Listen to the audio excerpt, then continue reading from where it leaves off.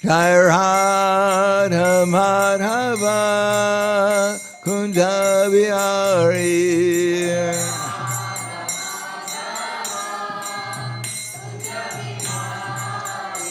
Jai Radha Madhava Kunja Vihari.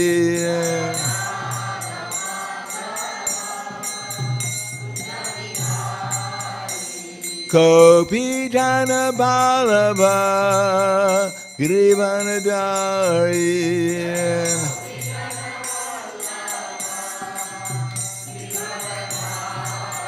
Gopi Jana Ballabha Girivanadari.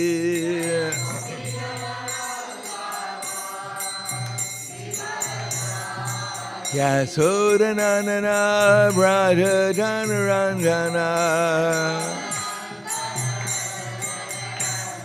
Yasodanandana Braja Janaranjana.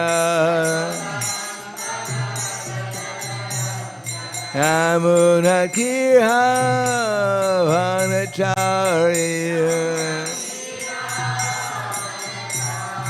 Yamuna Kirha Vanacharya. Jai Radha Madhava Kunja Vihari.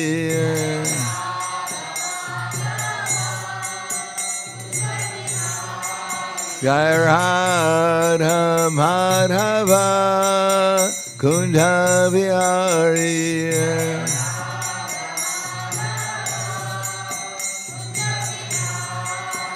Gopi Jana Ballabha Girivanadari.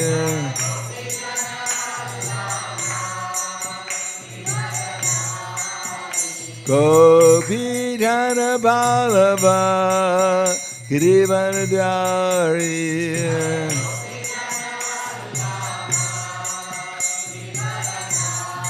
Yasodanandana Braja Janaranjana.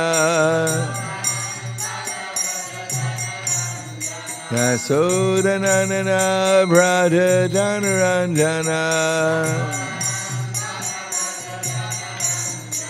Yamuna Kirha Vanacharya. Yamuna Kirha Vanacharya. Jai Radha Madhava Kunja Vihari.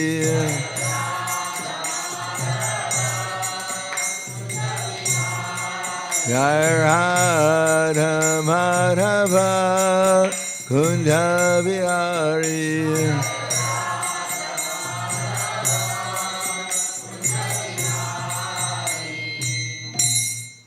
Jai Vishnupad Paramahansa Prabhupada Asadhara Sadushi Shiman. His Divine Grace Lacey Bhaktivedanta Swami Śrīmad Bhāgavatam ki jai. Gaur Premanande Harival, glorious to the sound devotees, all glorious to Shri Guru and Shri Gauranga. Oma Gana Tivanandasya Gananjana Salakaya Chaksur Militam Yena Tasmai Shri Guruve Namaha Shri Chaitanya Manobhishtam Stapitam Yena Bhutale Swayam Rupa Kadamayam Tadati Swapadantikam Pandeham Shri Guru Shri Uta Parakamalam Shri Gurum Vaishnavam Scha Shri Rupam Sagrajatam Sahagana Raghunatam Vitam Tam Sajivam Sadvaitam Savadutam Prijana Saitam Krishna Chaitanya Devam Shri Radha Krishna Padan Sahagana Lalita Shri Visakans Vitam Sha Hey Krishna Karna Sindhu Dinabando Jagatpate Gopesha Gopika Kanta Radha Kanta Namostute Kanchana Gaurangi Radhe Vrindavaneshwari Prishubhanu Sudadevi Pranamami Hari Priye Vanchakalpatarubhyascha Kripa Sindhubhyevacha Patitanam Pavanebhyo Vaishnavebhyo Namo Namaha Shri Krishna Chaitanya Pranityananda Shri Advaita Gadadhar Shivasadi Gaura Bhaktavrinda Hare Krishna Krishna Krishna Hare Hare Hare Rama Rama Rama Hare Hare Om Namo Bhagavate Vasudevaya Om Namo Bhagavate Vasudevaya Om Namo Bhagavate Vasudevaya Śrīmad Bhāgavatam, Canto 10, Chapter 1, The Advent of Lord Krishna, the Introduction, and it should be text 39. Dehe panchatvam apane Dehi karmanugo vashaha Rahantram anuprapya praktanam tyajite vapu. Text 40 on the board. Okay. We did 40, 39.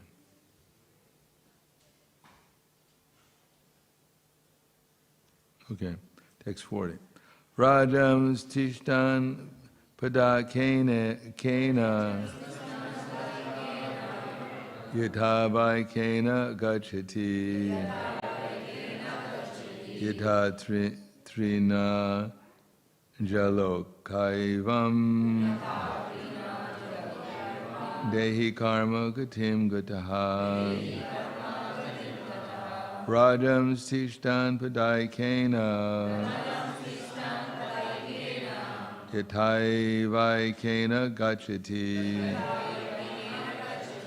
Yatha Trina Jalo Kaivam Dehi Karma Gatim Gataha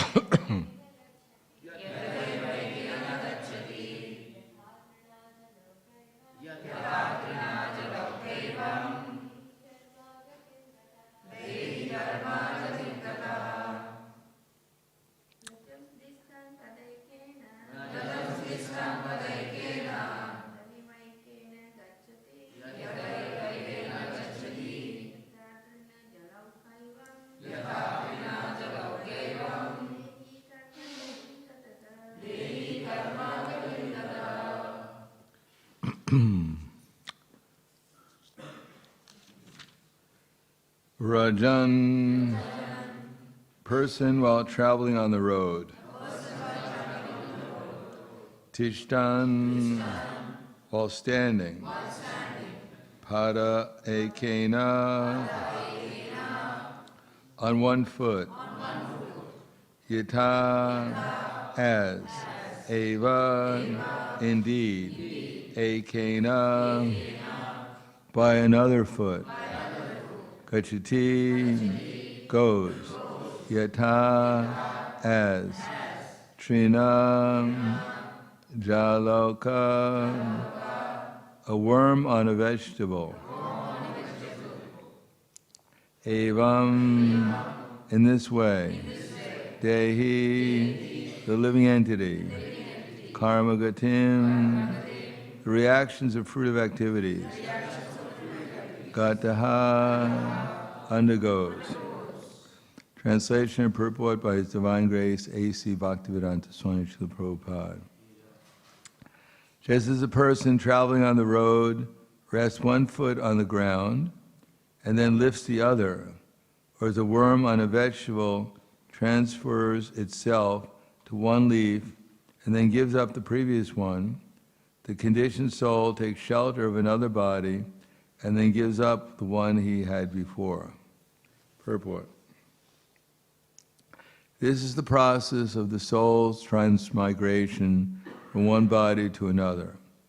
At the time of death, according to his mental condition, the living being is carried by the subtle body consisting of mind, intelligence, and ego to another gross body.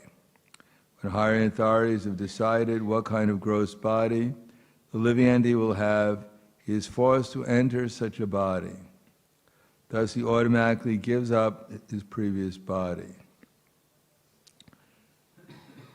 Dull-minded persons who do not have the intelligence to understand the process of transmigration take for granted that when the gross body is finished, one's life is finished forever.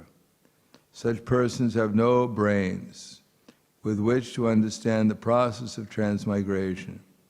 At the present moment, there is a great opposition to the Hare Krishna movement, which is being called a brainwashing movement. But actually the so-called scientists, philosophers, and other leaders in the Western countries have no brains at all. The Hare Krishna movement is trying to elevate such foolish persons by enlightening their intelligence so that they will take advantage of the human body. Unfortunately, because of gross ignorance, they regard the Hare Krishna movement as a brainwashing movement. They do not know that without God consciousness, one is forced to continue transmigrating from one body to another. Because of their devilish brains, they will next be forced to accept an abominable life and practically never be able to liberate themselves from the conditional life of material existence. How this transmigration of the soul takes place is very clearly explained in this verse. Rajam Sishtan Padaikena Tata Vaikena Gachati Yatatrina Jaloka Vam Kaivam Dehi Karma Gatim Gataha. Just as a person traveling on the road rests one foot on the ground and then lifts the other, or as a worm on a vegetable transfers itself to one leaf and then gives up the previous one, the conditioned soul takes shelter of another body and then gives up the one he had before. Namo Vishnu Padaya Krishna Prasthaya Bhutale Śrīmate Bhaktivedanta Swami Namane Namaste Saraswatam Deve Gauravani Pracharane Nirvishesha Srinivadi Paskyatyade Sadharane. In the Bhagavad Gita, Krishna says, Sharira yadavapnoti yatschapyu kramatishraha krihi vaitani samyati vayor ganda iva shayat. So Sharira means the body. Sharira yadavapnoti, to give up, avapnoti. Sharira yadavapnoti yatschapyu kramatishraha. And then takes another one. So in the previous verse of that, Krishna said, Mamaivam so jiva loke, jiva bhuta sanatanam, manakshastran indriyani prakriti sthani karshite. The living entities in this material world are my fragmental parts, and they are all eternal. But due to conditioned life, they are struggling very hard with the six senses, which include the mind. So karshiti means struggle. Our main struggle is that we think that there is a struggle because we're accepting conceptions of life which help us think that there is a struggle. In other words, because we believe that we're supposed to fight against the material nature, and everyone here in it, we're struggling. But actually what we're struggling with our own mental concoctions. Because neither the soul is actually doing anything, as Krishna said, nor is he actually entangled. Anadidvam nirgunadvat paramatmayam aviyam sharira stopikontiya nakaroti nalalipite. That those who could actually see with the eyes of eternality can see that the soul is eternal, transcendental, and beyond the modes of material nature. Despite contact with the material body, or Arjuna, the soul is neither doing anything, nor is he actually entangled. So we're watching this drama going on, and somehow or another we're imagining that the present body that I have, or that I'm in, is some kind of hero or heroine in this drama that we're imagining. And the drama is in the material world, which is the drama of janma, mrityu, jara, vyadi, dukkha, dosha, and udarshana.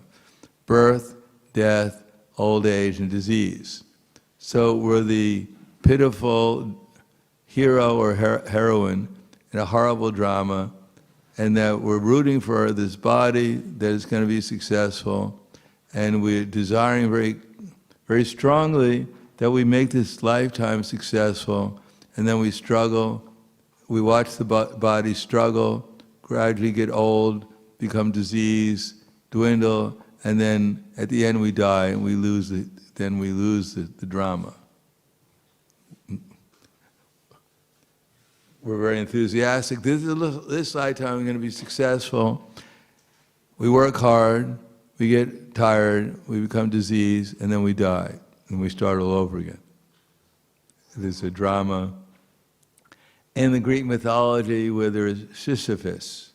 Sisyphus was cursed by the gods, to be in a hole, and I guess he could get out of the hole if he just pushes a rock, a huge boulder, out of the hole.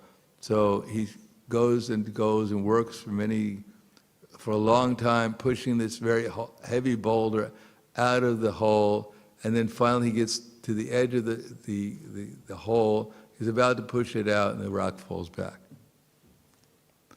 And he starts all over again. So that's our existence here. Working hard, we think we're going to make it out of the hole.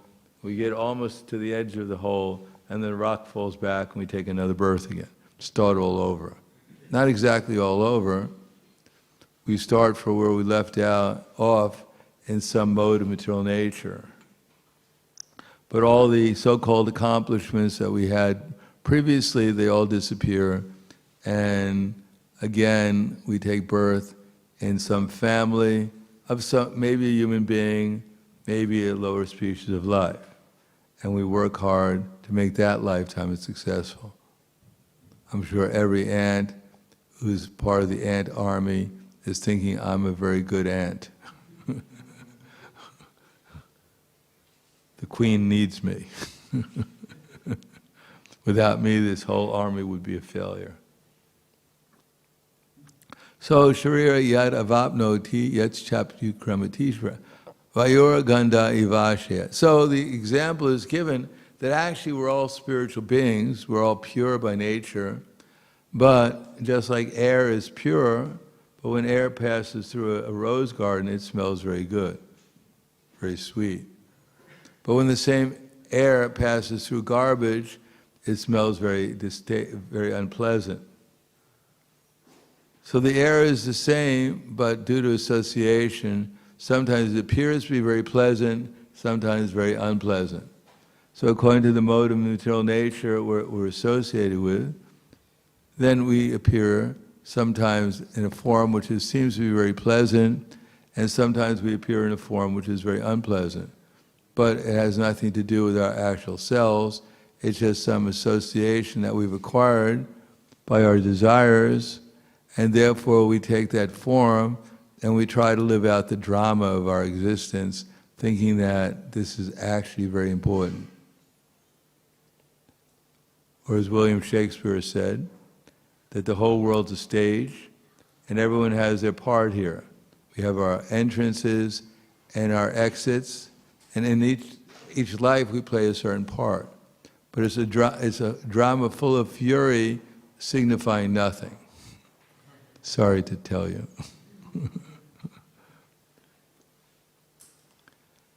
So Krishna says that actually there is a process of getting out of the material conception, and that's just a preliminary idea. I mean, there's a process called Varnashram Dharma, of regulating the senses and gradually increasing one's knowledge and one's renunciation so that one realizes that one is not the body.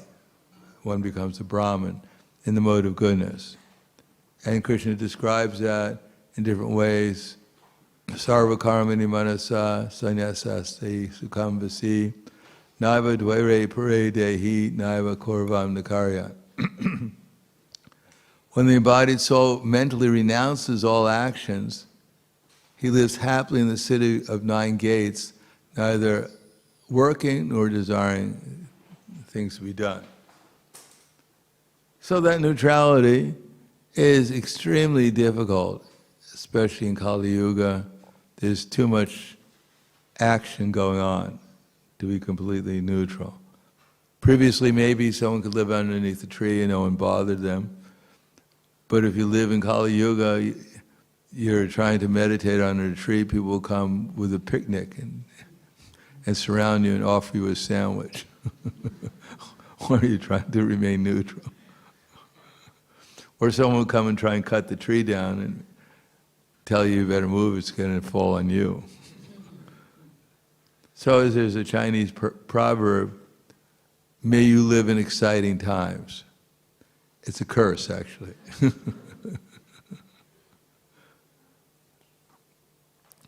Therefore, to come to the platform where Krishna says, Naiva kinchit, he said, mentally renounce all activities, lives happily in the city of 9 gates, neither working nor causing work to be done.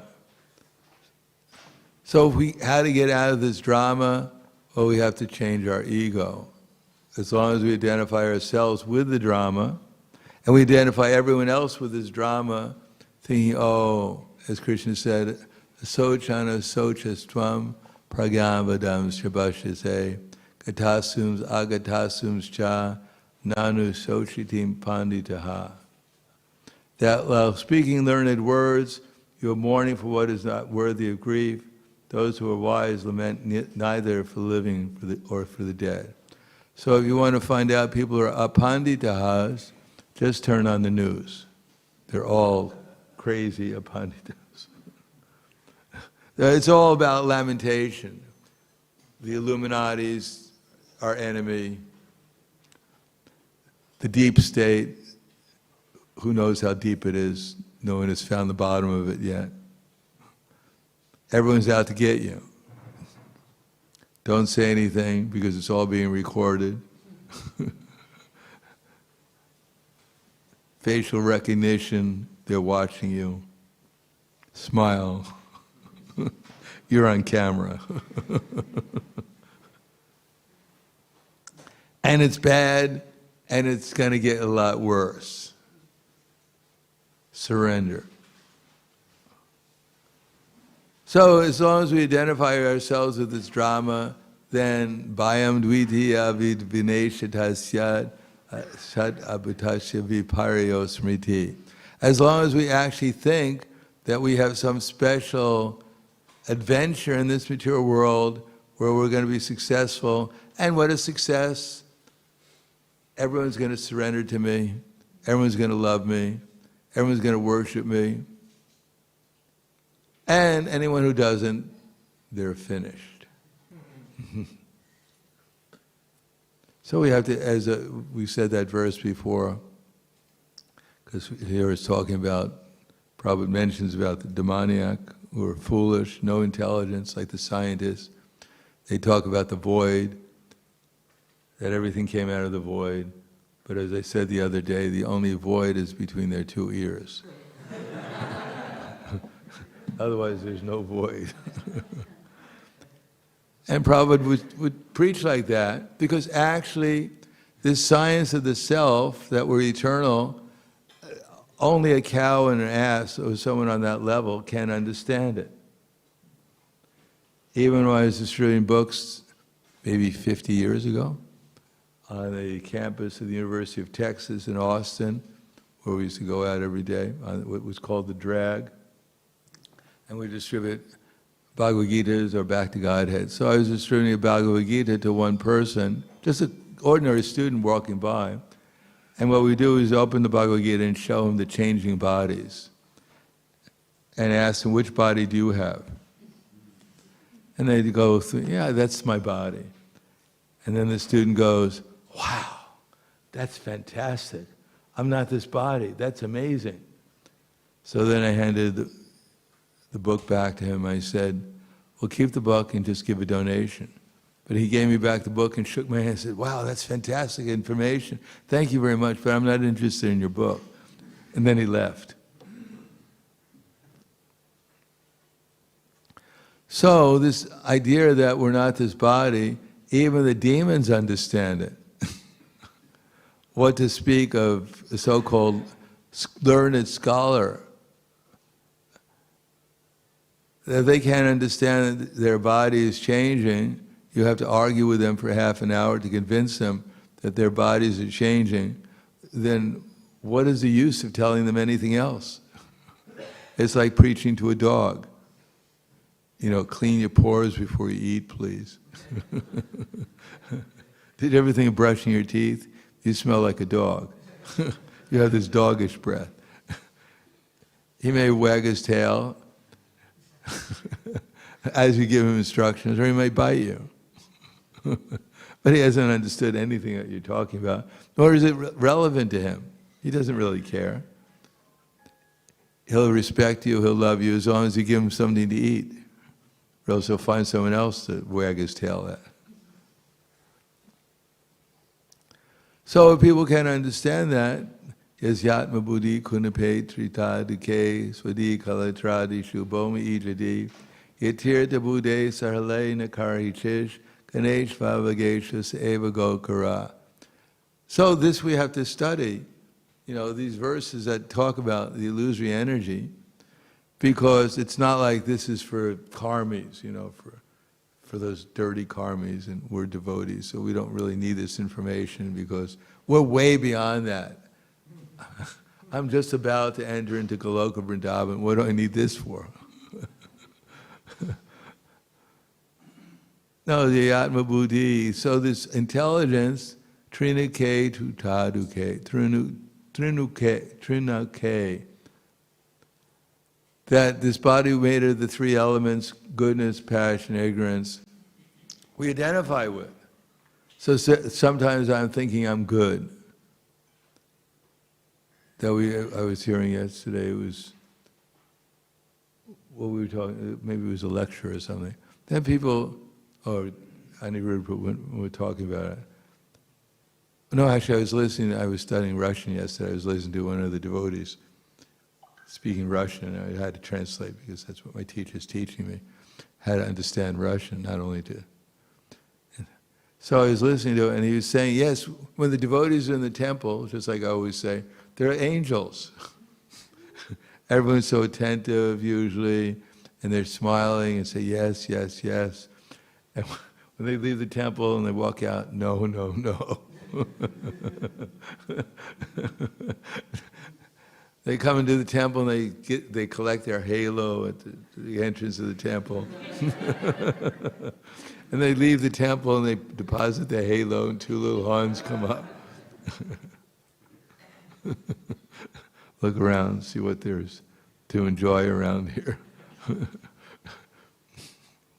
Tucking their tails, so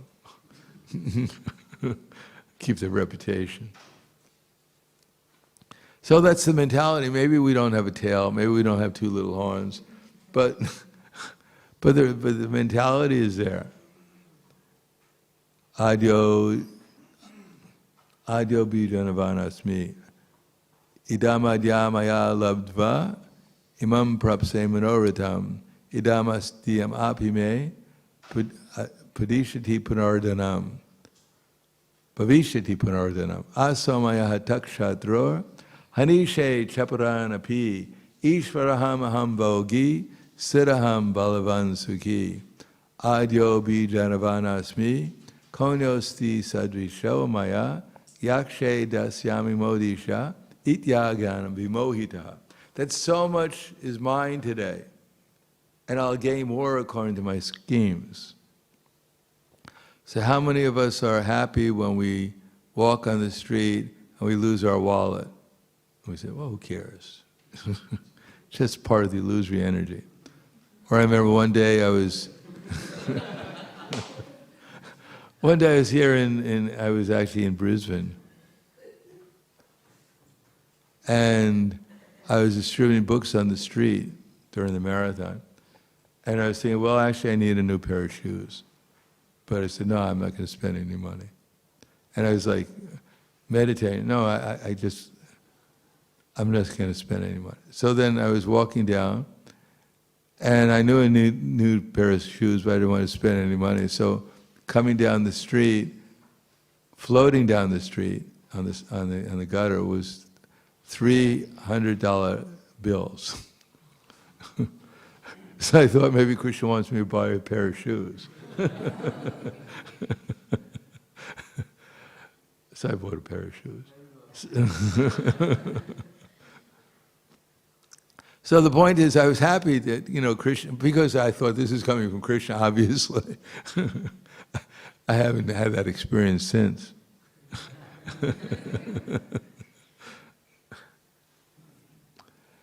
So people are generally happy when they get something, and then they lament when they lose something. But actually, we're going to lose everything. So the real problem is not losing something, it's our mentality in gaining something, and our mentality in losing something. We think we're gaining something because we're thinking that this illusory identification I have has gained something. My false ego has become a little brighter or darker, depending on what's happening. And we think I've gained something. But actually, we haven't gained anything. And when we lose something, we haven't lost anything, because we'd have nothing. It probably always gives that example. You go into the bank of, I guess, NZ, they have NZ here? And you go into NZ, and you say, I give you all the money back. And everyone's looking at you, what's going on? Yeah, I renounce all of it, you can have all the money in the bank. And they're calling up, hey, there's some guy here, please bring a van, take him away. And you're thinking, I'm so generous, I'm giving you all the money back. But it's none of it is yours to begin with. How can you give something back that you never had in the first place? So we're just imagining that it all belongs to us. But what does belong to us? If we imagine that this material energy belongs to us, but which material energy? Every moment it's changing. You put your hand into a flowing river, you say, this is mine. But the next moment, what you grabbed onto is gone. So it's just an idea that we own things here, because all is being swept away by time, and everything, including our dear body, will be swept away. And we have to go back in another part of this ocean of material existence and imagine we've got another part of it is ours. But it's none of us is ours. But the mentality of offering it to Krishna, that's the only thing that could actually save us. To actually recognize it belongs to Krishna and should be utilized for Krishna's purpose. There may be many counterfeit dollars circulating, but not all the money is counterfeit. When we get real money, it can be utilized for a real purpose, for a positive purpose.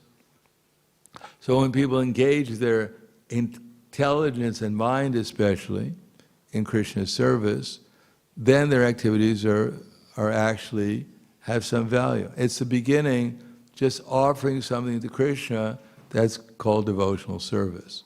We may not be perfect at it, but just the desire to please Krishna is what pleases Krishna.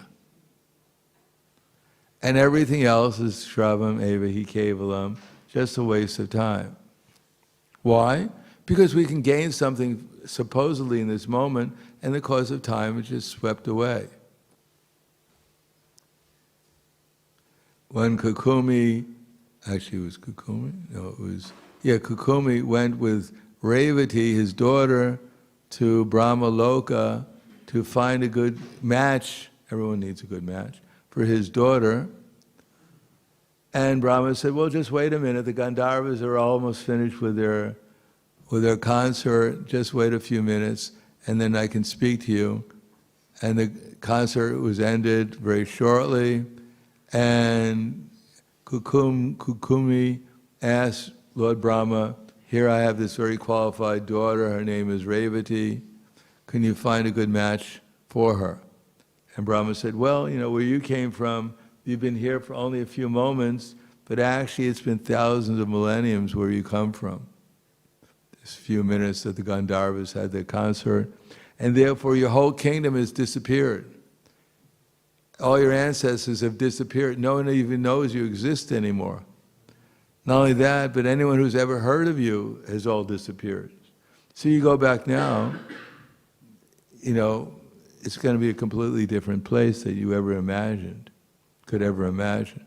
But luckily for you, just at this moment, Lord Balaram is appearing Lord Krishna on the earth planet, and if you go there and offer your daughter, then Lord Balaram will be a suitable match for Revati.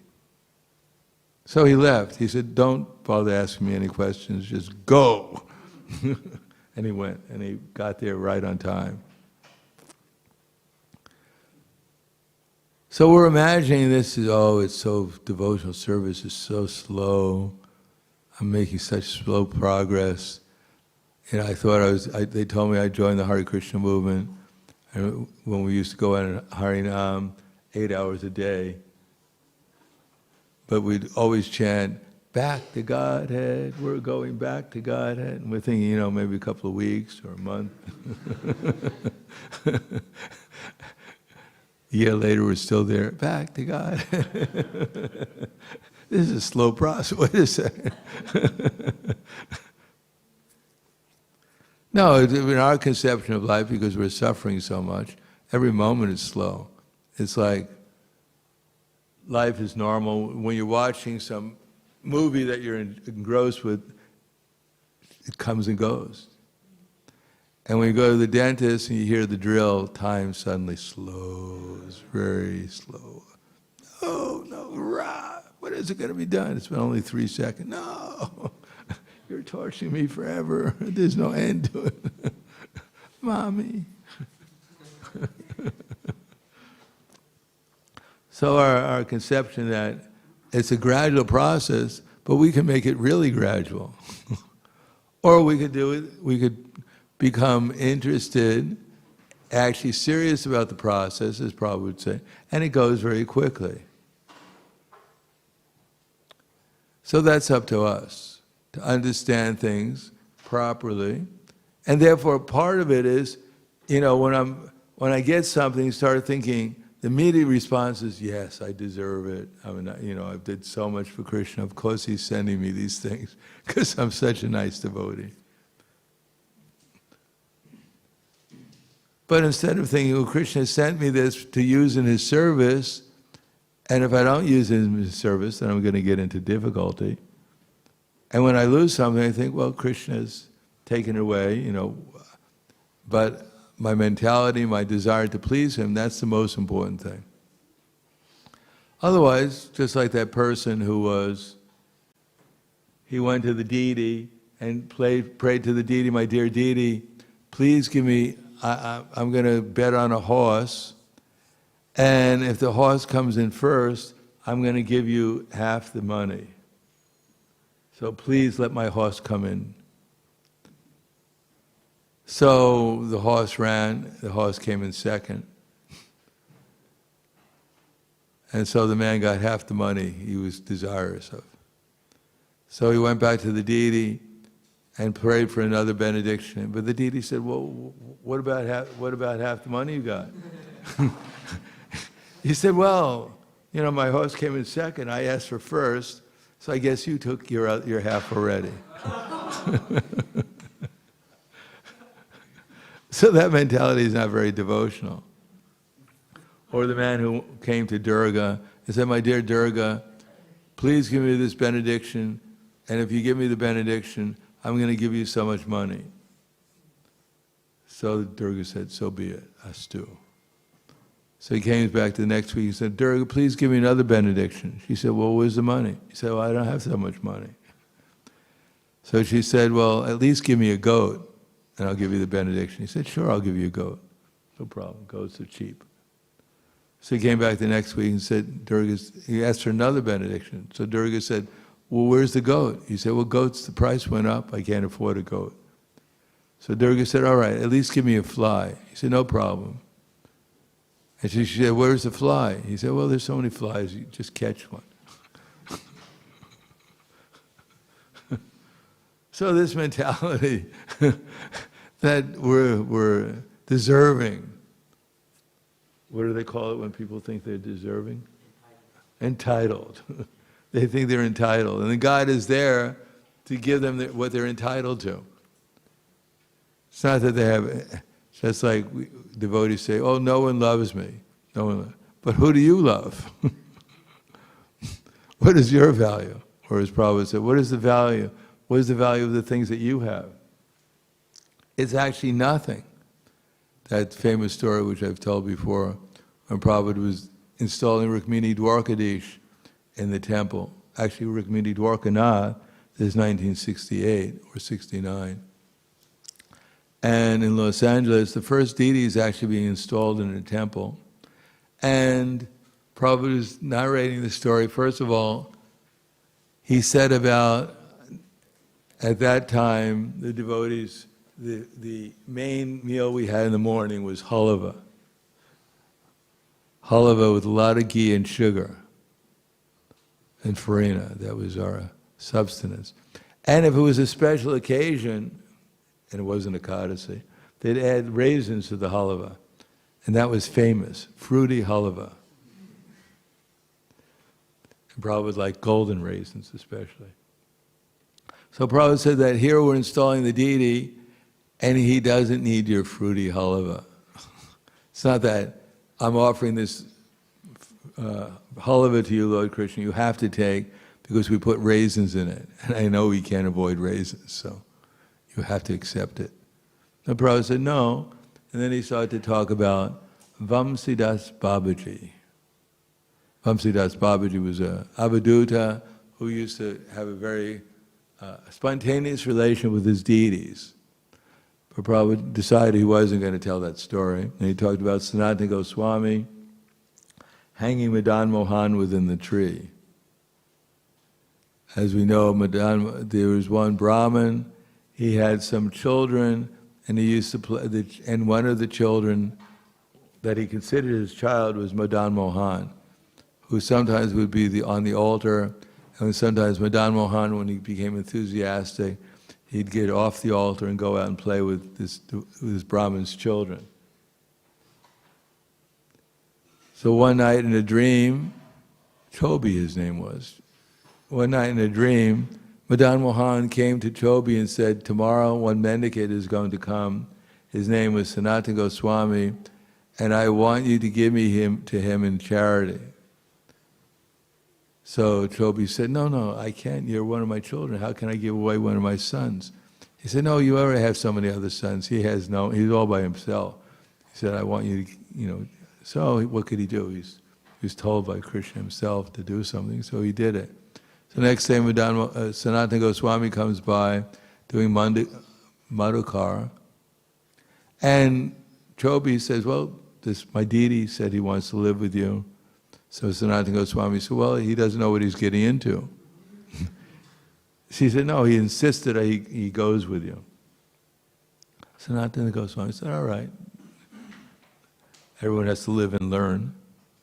So he took the deity and he was living underneath a tree where the Madan Mohan temple is now. So Madan Mohan was quite surprised that his devotee had put him on a branch of a tree. He wasn't used to that. He was getting nice prasadam every day. And then Sanatana Goswami was going out and begging rotis. And at that time, there was no ovens in Vrindavan. You couldn't go down to Loy Bazaar and buy sweets. You could buy anything.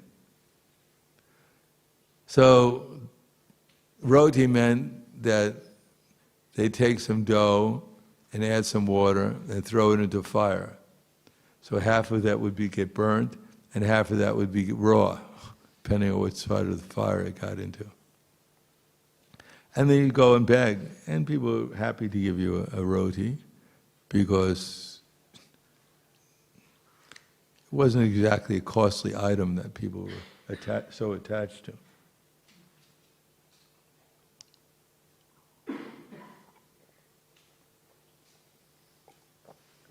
So Sanatana Goswami would beg some roti, this half-cooked, half-raw, round ball called a roti, and offer it to Madan Mohan to eat. So one day Madan Mohan, he's living on a tree. He was eating this half-dried, half-cooked roti, half-baked.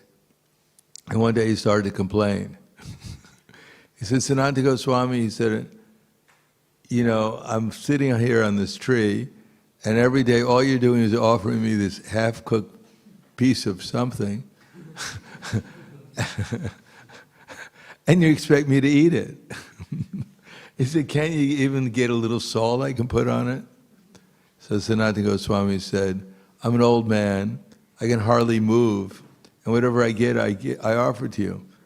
Stop complaining and please just eat it. So Prabhupada said that, chuckled, and said, yes, Madan Mohan, he had to take it. He had to eat it. Because the bhakta is offering it to him. He had no choice. And then Prabhupada said, but what is your value? And what is the value of the things that you have? It is nothing. That the real thing is bhakti. That Krishna brought this for you, or I'm rotten and I'm fallen, but I brought this to you. Kindly take. And then Prabhupada started to cry. He said that will do. Don't be puffed up. Always remember you're dealing with Krishna. That is my advice to you. So, we may imagine I have something, some assets or some problems or this or that, but actually we have no problem. The only problem is that we think we have problems. We think it's our problems. Yes, this body has problems, and certainly to utilize in Krishna service, we don't want to have a lot of too many problems. We can't do our service. But it's not our problem, because Chaitanya Mahaprabhu is his movement. We're simply servants in the movement. The real problem is Chaitanya Mahaprabhu. If we think it's our problem in Chaitanya Mahaprabhu's movement, that's all right. That's not so bad. But actually we should understand Krishna is the controller.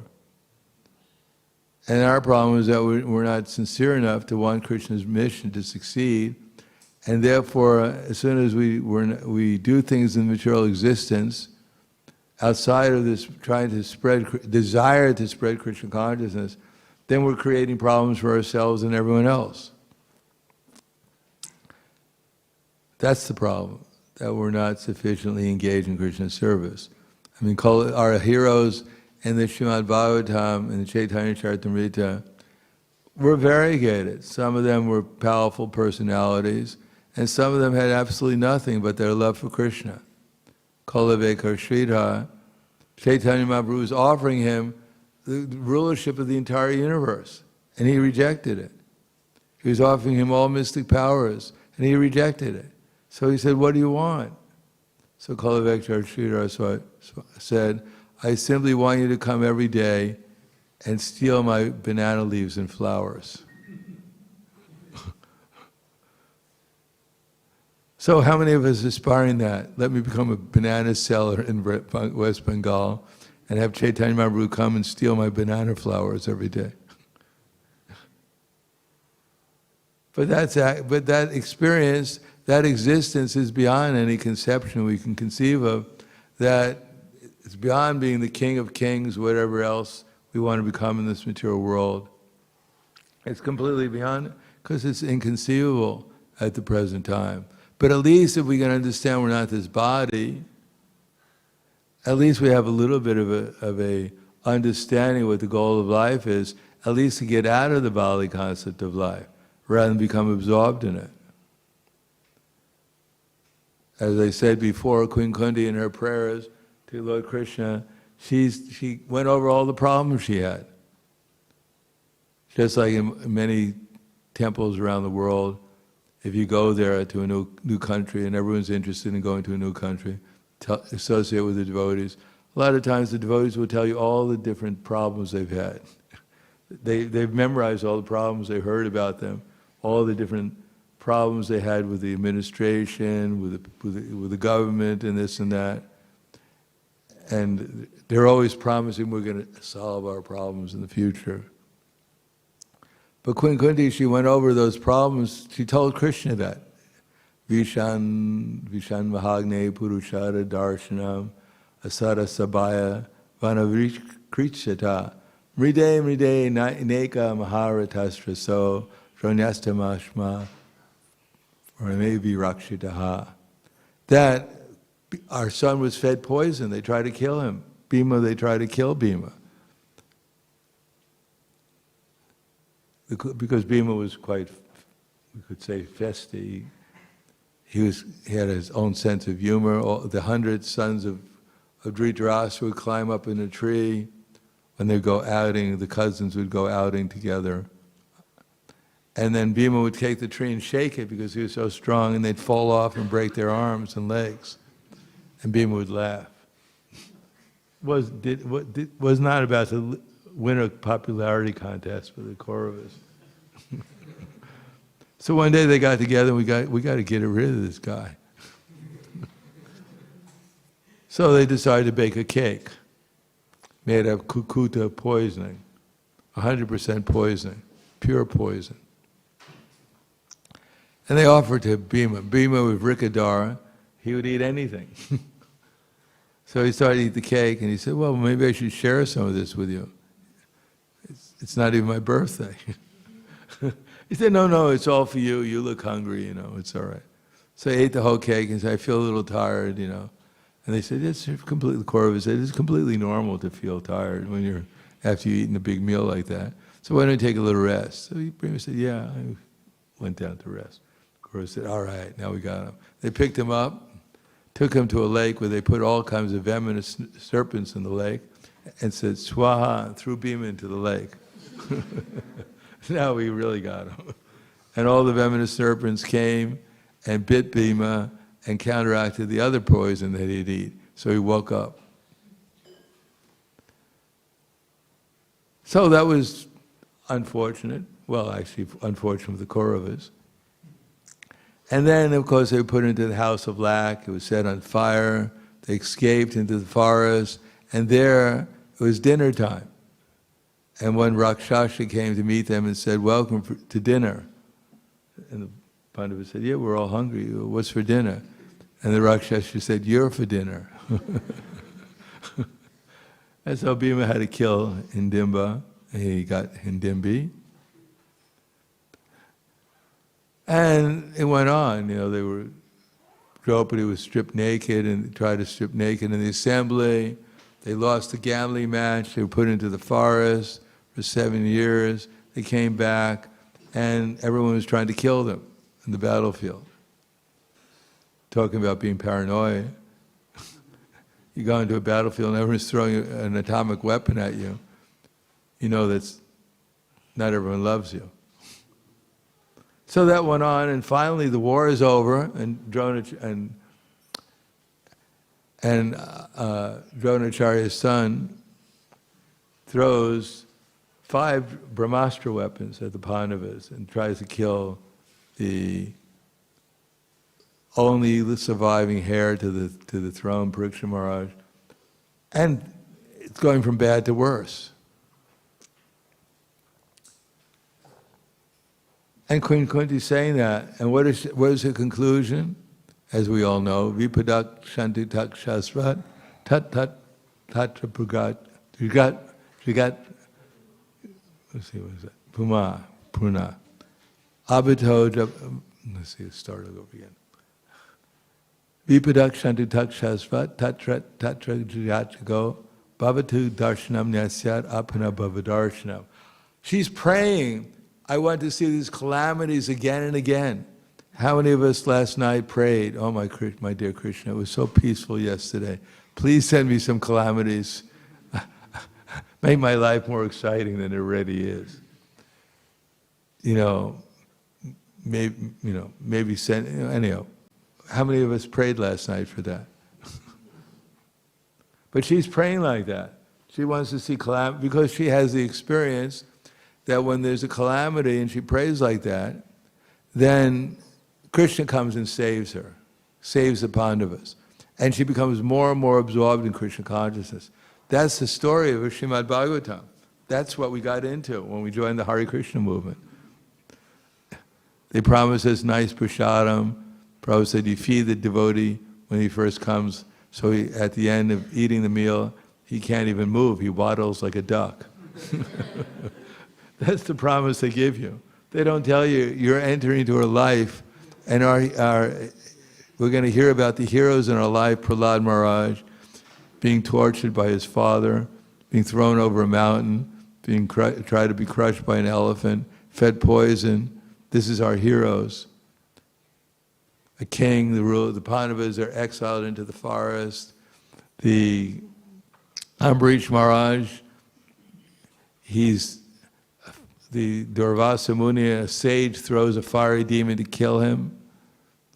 And he closes his eyes and meditates on Krishna. This is a story of, which is like, as it says, Hanuman is reciting these stories all the time. He's in Kim Purushaloka, always reciting. But what is he reciting?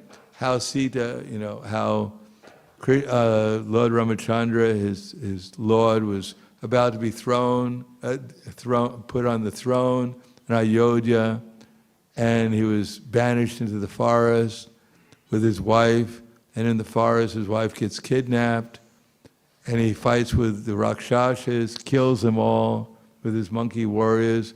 He saves Sita and then asks her to go into the fire. She survives the fire test, and then he banishes into the forest when she's pregnant. So it seems very pitiful, the whole story. But Hanuman's eternally reciting these stories in great ecstasy, because they're actually ecstatic, because they're engaged, they're in relation with Lord Ramachandra and Krishna. So Prahlad Maharaj is being tortured, but that torture is causing him to enter deeper and deeper into Krishna consciousness. So it's ecstatic. So that we have to have a choice. Do we want to be the hero and heroine in this drama that we've been advented into? Or do we want to go deeper and deeper into Krishna consciousness and become an instrument for Krishna? Not that we become aloof from everything, we become an instrument for Krishna and judge our existence by how much Krishna is getting credit, and how much we're getting credit, how much Krishna's movement is advancing, no, not how much we're advancing.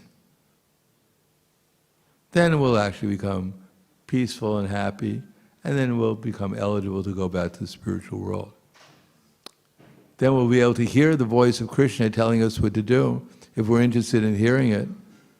And then we'll become a servant to Paramatma within the heart, servant to Guru, Sadhana, and Shastra, and he'll tell us how to go back to Krishna as quick as possible. Or as Prabhupada once wrote to me, he said, your service, it was one of the last letters he wrote to me, he said, your service is to go back, is to go around the world and preach Krishna consciousness. He said, but you should make the aim of your life to go back to Godhead without any further delay. So that's everyone's aim. And he wrote to me one time, he said, the more you work seriously to bring Krishna's other children back to the spiritual kingdom, then the more he'll bestow all his blessings upon you. That Krishna is never ungrateful for efforts to serve him, rest assured. So thank you very much. Hare Krishna. Any questions? Yes. Microphone.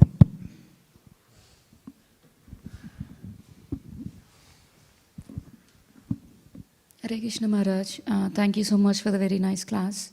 Now Maharaj, we normally been always advised not to go in front of Krishna and ask for material desires. So if we see in Kunti Maharani's prayers, she asks, she may say, give me calamity so I can have your association, but it's also like looking like it's asking for protection. So can we go and say, Krishna, I'm going through this particular phase and it's very difficult for me, give me protection, and it's fine to ask like that, Prabhupada Maharaj? Well, the reality is that our desires are actually prayers to Krishna. Krishna is a super soul. He's not just sitting there and then, we say, hey, Krishna, wake up. And Krishna says, hey. He's always there. He's watching everything we're doing. And he's sensing our desires just like one can understand the flavor of a flower by smelling it. So every living entity is praying to Krishna, whether they know it or not. And Krishna is fulfilling their desires according to what they deserve. So if we identify ourselves with this body and we want to make this body happy and comfortable, that's not very good. But if we want the protection for this body so we can utilize it in Krishna's service, well, that's very good. We can go to Krishna and say, please, it's your body. I have a service I want to render to you with this body, so please protect your body. And that's called Anukulyasya Sankalpe Pratikulyasya Varjana Akshisya Titi Vishvaso Goptrive Varnam Tata. So, the point is that Anukulyasya, first we want to do things which are favorable for Krishna consciousness, and then give up things which are unfavorable.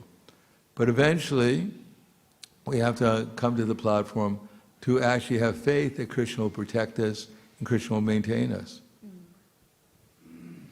Therefore, when one goes on book distribution, there has to be some idea that this is not a cruel world out there, and actually the Rakshasa is in control. There's no protection. I'm going to go out there and they're going to eat me on the street. There has to be some conception that Krishna will maintain and protect me, at least spiritually, in whatever difficulty. So that faith has to be developed by practical experience. That's why book distribution is so nice, because you have no other choice. You're not expected to meet your friends when you go out there and they'll all buy books from you. You meet some people you never met before, and you don't really know what's going to happen. But you have to rely upon Krishna. Even Nityananda, Lord Nityananda and Haridas Thakur, they went out, they even approached Jagai Madhai. They didn't know what was going to happen. And Jagai Madhai ran after them to kill them. And Haridas Thakur was complaining, you're always getting us to Lord Nityananda, you're always getting us into these difficulties. I said, well, I don't know why I go out with you. Maybe I should find another partner, a little bit more sane than you are. He said, well, don't blame me, blame your master. Our master, Lord Chaitanya, he's put us into this. So if Krishna puts this into something, one way or another he'll protect us. That's what the Bhagavatam is all about. Thank you, Maharaj. Anything else? Yes.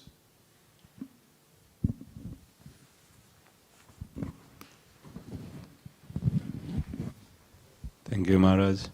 Maharaj, I've got two questions. I'll try to put it together. We stress a lot about going back to Godhead, but I found some contradiction on reading Prabhupada's purpose, where it says we came here because we had this desire to enjoy separately from Krishna, which means that we sort of fell down from Golok Vrindavan, but like we can't really fall down. And the other one says that we are like Nitya Baddhas, we are always here. We are like eternally in the material world. We were never with Krishna to start with. You know? So like the second part of my question is like coming into Krishna consciousness, I've sort of found that like I've lost some identities that I had like previous, like some of them, like material identities, but I'm still struggling to figure out who I truly am, like what my original activities are, you know, what the activities of the soul is. Well, I know who you are. You're Krishna Das. Das, Das, Das. Trying. That's all we have to know. We're Krishna's servant. Krishna will take care of the rest. Yeah. First of all, we found out who we're not this body. And then we've also got the information that we're Krishna's servant. And if we serve Krishna, then one day we'll find out what our particular rasa is. But right now our rasa is service to Krishna. Dasa rasa. And the material world is a perverted reflection of dasa rasa. And if we enter into dasa rasa, then everything else will be revealed to us.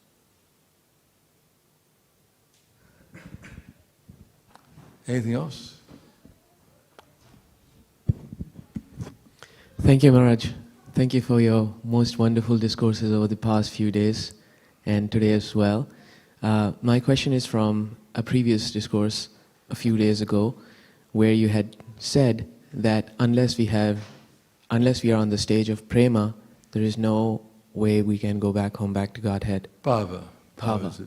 A minimum bhava. Yeah. We don't go back to Godhead if we have bhava, but at least we become eligible to join Krishna's pastimes in some universe. So we can get trained up by those who have prema, so we can come at least to that stage. Yes, Maharaj. So, what Prabhu was alluding to as well, and what I have also read many times, that Srila Prabhupada expects us that this lifetime, it doesn't look feasible for me individually, so many anarthas and all that. So, when our aim is, obviously we are not muktivadis, that's not our end goal, but that is also a good aspiration to have. But we are not going to achieve it unless we are at the stage of minimum bhava. No, I mean, the temple here is the spiritual world. We're in the spiritual world. It's just a question of realizing it. So this idea that, I have to come to the stage where to go back to God. We're already back to Godhead when we're here. Krishna is here, Prabhupada's here, the devotees are here. We're back to Godhead already. Yeah. Just that we have to get deep in our experience by the process of devotional service, and gradually we'll experience the fact that we're back to Godhead. We'll actually experience bliss, knowledge, and eternity when we're here. We don't have to go anywhere else. This is as good as being in Goloka Vrindavan. Chaitanya Mahaprabhu Krishna himself comes here to join the Sankirtan movement. And he feels more ecstasy in the Sankirtan movement, at least equal ecstasy as he does in Goloka Vrindavan. So why do we want to go anywhere else? We're already there. But we have to realize it, that's all. And this is an opportunity to realize it. And if we don't realize it here, if we go back to Godhead, we'll feel really out of place. We'll wonder what the scores are. Maybe I should go back and check it out. My iPhone, I don't have an iPhone. I don't have a phone anymore. Maybe someone here knows. Do they have pizza here at least? But here, here at least we should appreciate. Here you can have pizza and ice cream. I don't know if it's there.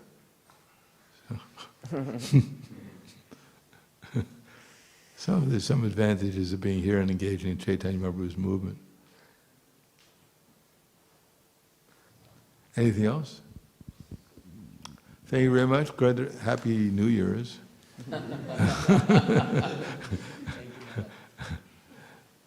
Maybe, anyhow, we're happy whatever the year is. Śrīmad Bhāgavatam ki jai. Srila Prabhupada ki jai. His Holiness Prahaladananda Swami Maharaj ki jai. Srila Prabhupada ki jai.